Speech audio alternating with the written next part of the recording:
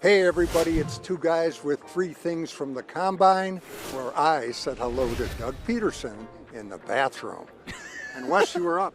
Well, Larry, we also talked with Brian Gutekunst in a boardroom for 30 minutes, and it was a very illuminating conversation, just hearing him hit on some of the major points for the Packers this offseason. And one of the things I found most fascinating is the approach they're taking to the salary cap. Now, certainly a lot of NFL contending teams have had to deal with some big constraints there ever since the COVID-19 pandemic and the retraction of the cap, but they've navigated those waters. Now, the Aaron Rodgers situation is still looming. There's not really a decision on that front. We're still waiting on that, but both Russ Ball and Gutekunst have thought about these things. They've weighed out all the various scenarios, and it's a challenge I think they've really embraced, trying to find value free agents, trying to find ways to restructure guys to keep a winning product on the field for the Packers in 2023.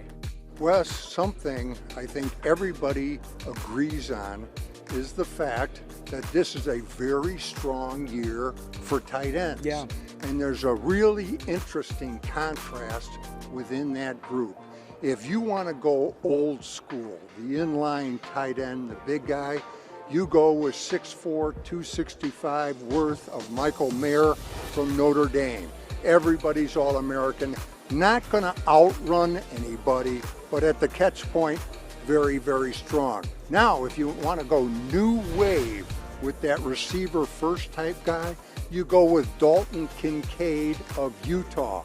6'4", just 240, but when it comes to receiving skills, he's got the best in the class. It'll be interesting to see how that pans out, not only this week, but later on when it comes time to draft those tight ends. Yeah, and Wes, what else you got? Well, closing on Rashawn Gary, Larry, we talked about a lot of different players with Brian Gutekunst, but just the optimism that the Packers have right now for their budding pass rusher. The guy was in the midst of a Pro Bowl season at the time in which he tore that ACL in Detroit, but he's attacked his rehab the same way he attacks his position.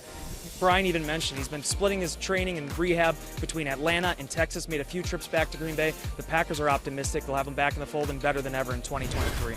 Wes, did you notice how positive Brian was when it comes to the kicking position, and in particular, Mason Crosby? Very, very positive. Yeah, had some great comments about him, even mentioning, some questions were asked about his leg strength. He kind of chalked that up to a lot of the injuries, including the scope that he had last summer.